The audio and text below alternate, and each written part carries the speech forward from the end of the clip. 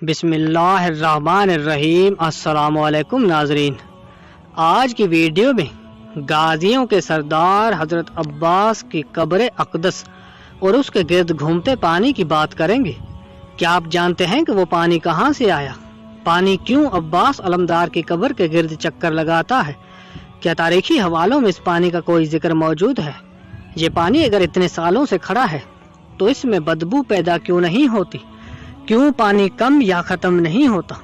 ان تمام سوالات کے جوابات جاننے کے لیے ویڈیو کو مکمل دیکھیے گا۔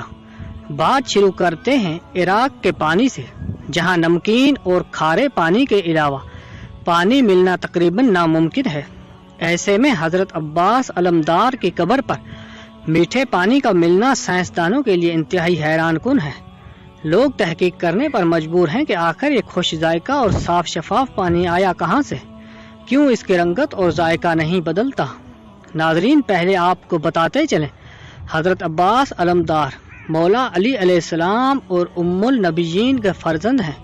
61 ہجری میں کربلا کے اندر اپنے بھائی امام حسین رضی اللہ عنہ کے ساتھ شہید ہوئے۔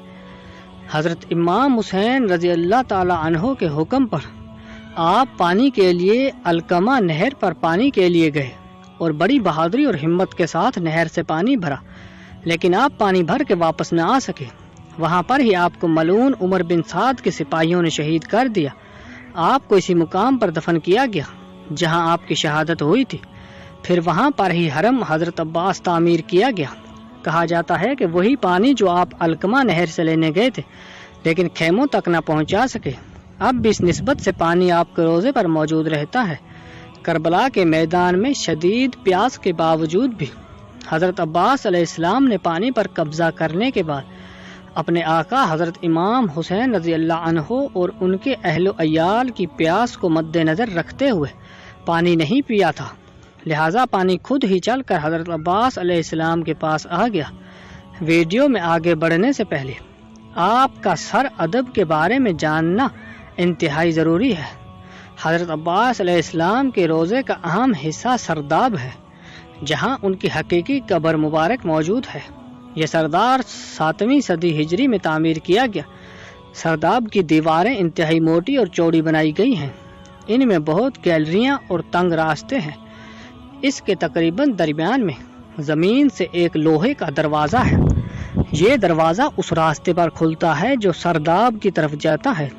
یہ راستہ 8 سیڑھیوں پر مشتمل ہے اور 8 سیڑھیوں کے بعد سرداب کا فرش شروع ہوتا ہے۔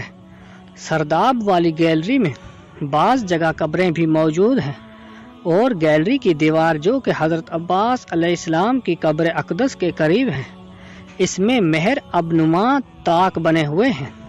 بعد میں ان کے سامنے دیوار بنا کر انہیں بند کر دیا گیا تھا، لیکن مذکورہ منصوبے کے تحت اس دیوار کو ختم کر کے نئی دیوار بنائی گئی اور اس میں سوراخ رکھے گئے ہیں، اور سنگ مرمر لگانے کے بعد سرداب کی گیلری مزید 10 سینٹی میٹر تنگ ہو گئی ہے۔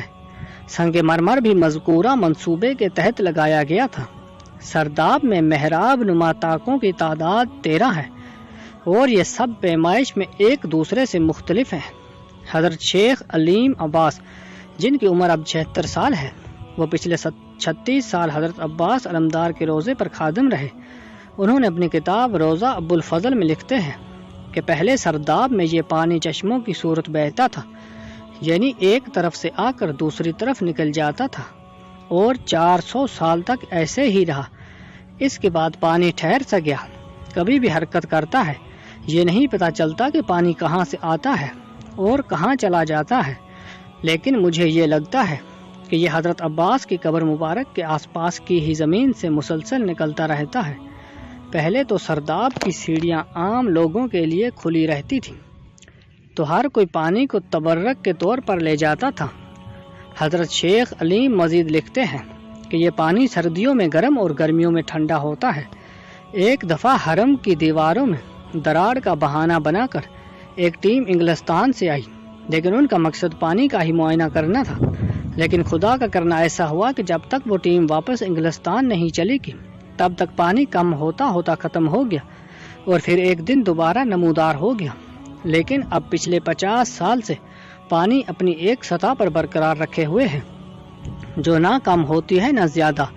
شیخ عباس لکھتے ہیں کہ دنیا کے کسی کونے میں پانی اگر 1 مہینے تک کھڑا رہے گا تو وہ بدبودار ہو جائے گا، لیکن اس سرداب کے بند ہونے کے باوجود پانی بدبودار نہیں ہوتا لیکن خوشبودار ہے۔ اس پانی کی سب سے بڑی خصوصیت یہ ہے کہ پانی کی سطح قبر کی دیواروں سے اونچی ہونے کے باوجود بھی پانی قبر میں داخل نہیں ہوتا۔ اللہ اکبر، کیسا معجزہ دکھا رہا ہے اللہ تعالی ہم سب کو، اور کس قدر خوبصورت بات ہے کہ پانی قبر میں داخل نہیں ہو رہا۔ 400 سالوں سے پانی کھڑا ہے، نہ بدبو ہے اور نہ ہی کھارا پن، نہ پانی گندا ہوتا ہے اور نہ اس میں کسی قسم کی فنگس پیدا ہوتی ہے۔ یہ سب سننے کے بعد اب بھی کوئی ہے جو اہل بیت کی عظمت کا معترف نہ ہو؟ بے شک اہل بیت کی پیروی لازم ہے کیونکہ وہ برحق ہیں۔ اے اللہ پاک اپنے پیارے حبیب کے صدقے میں حضرت عباس غازی علمدار کے روضہ اقدس کی زیارت عطا فرما، اور ہمیں امام حسین اور اہل بیت کے نقش قدم پر چلتے ہوئے حق کا ساتھ دینے اور باطل کی مخالفت کرنے کی توفیق عطا فرما۔ اے اللہ پاک تو اس دور کے یزیدوں کو تباہ و برباد فرما، آمین۔ ناظرین، اگر آپ کو ہماری ویڈیو اچھی لگی تو اسے لائک کریں اور مزید ایسی اسلامی ویڈیوز کے لیے ہمارے چینل کو لازمی سبسکرائب کریں۔ شکریہ، اللہ حافظ۔